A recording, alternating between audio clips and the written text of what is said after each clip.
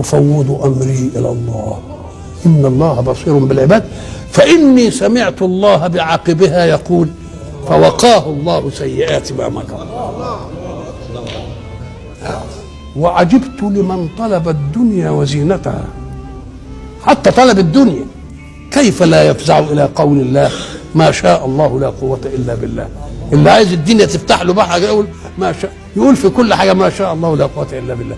مش قايل في سورة الكهف ولولا إذ دخلت جنتك قلت ما شاء الله لا قوة إلا بالله لأني سمعت الله بعاقبها يقول إن ترني أنا أقل منك مالا وولدا فعسى ربي أن يؤتيني خيرا من جنتي.